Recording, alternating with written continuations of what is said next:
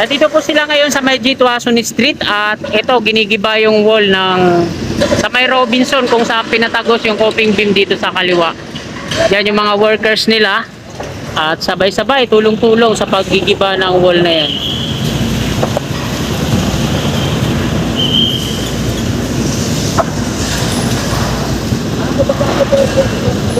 Sinimulan ko to, walang naniniwala sa paligid ko. Ano? Good morning mga kasikap, welcome back po sa panibago nating update dito sa on-ramp sa may Fajardo Street. So dito po tayo sa kaba ng Algeciras Street upang magbigay po sa inyo ng panibagong update ngayong umaga ito. So ito na po, sabay-sabay po natin po ngayon at huwag na po natin patagalin. Padali po muna natin sa try na po.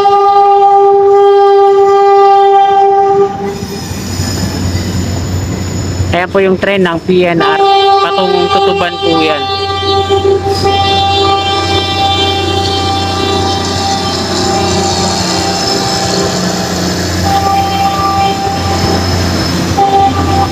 Ito po yung viaduct ng on-ramp mga kasikap dito sa gawing kanan ng viaduct ng NXS Lex. Andyan yung mga workers sa taas, sinaayos yung dito sa gawing kanan sa may parapet malapit, no?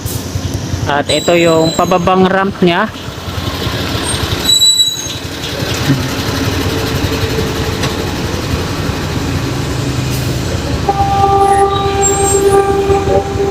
Ayan, patungo naman ng Fajardo Street, Loyola Street. Ito mga kasikap, pakita ko na po sa inyo yung rampa na ginagawa nila. Nasa pangatlong patong, ay pangapat na patong na sila ng MSC wall. At makikita natin dyan sa dulo ng pier na yan, ito yung viaduct niya, pababa dito.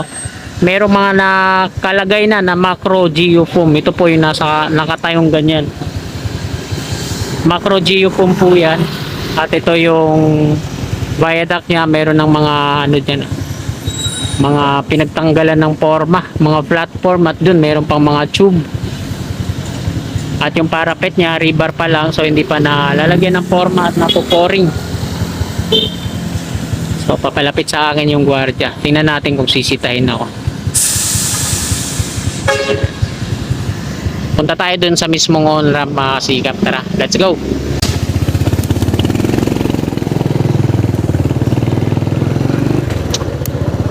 So hindi naman ako sinita.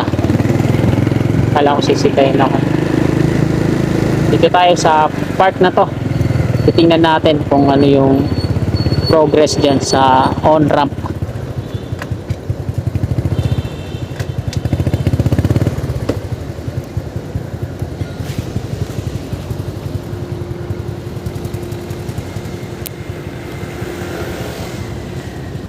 So huwag lang tayo magpahalata kasi andyan yung mga engineers nila.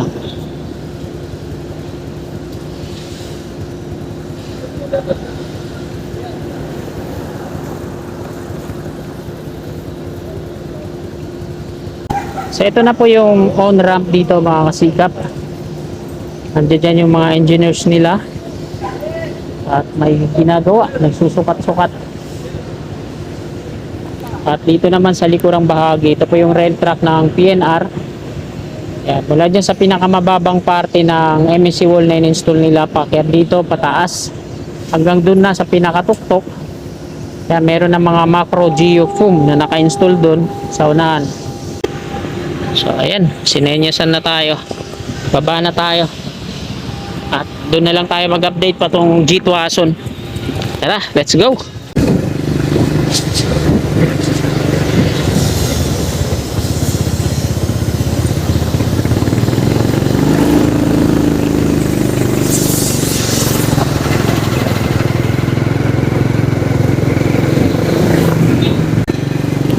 Ito po yung viaduct ng NXS Lex. Ito mga kasikap yung macro geofoam na nilalagay nila doon sa dulo ng ramp, doon sa on ramp.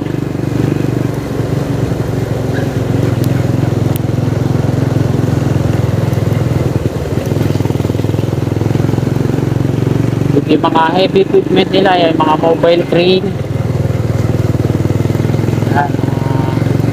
or filing machine at iba't ibang mga klase ng mga materyales na ginagamit nila dito sa construction.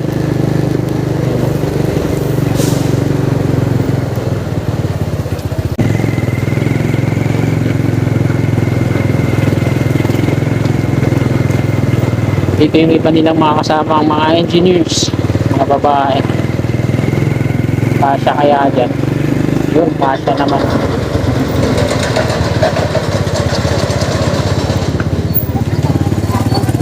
Kiran lang po. Salamat.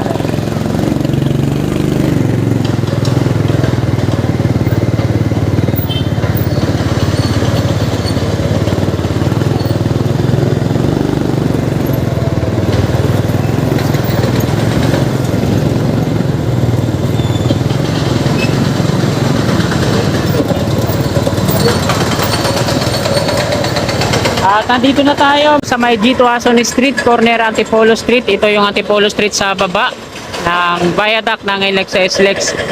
At yan sa may Robinson, ayan, ginigiba na nga nila yung wall. Patungo na yan doon, yung viaduct sa Ramon Magsaysay Boulevard. Ito yung rail track ng PNR na isang lane lang. So nandito yung mga workers ngayon. At yung on-ramp, kasikap patungo sa may likuran ng bahagi ng Iglesia ni Cristo, doon po yun.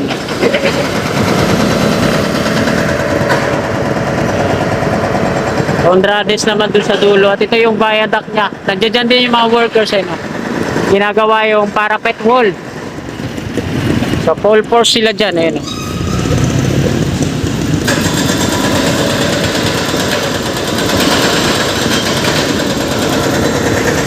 Ito yung ilalim patungo dun sa Honrades. May mga round concrete form at iba pang mga materyales. No? Andyan din nakatambak yung mga macro geofoam sa unahan.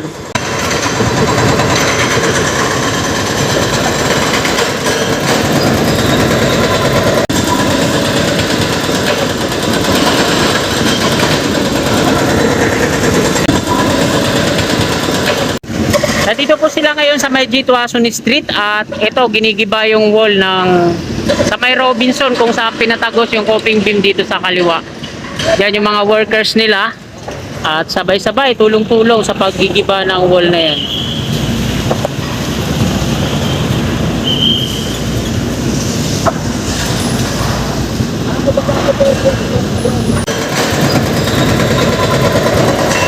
Sa paano mga kasikap, dito na pa nagtatapos tong pang-umagang update natin dito sa NLEX SLEX Connector Road Project.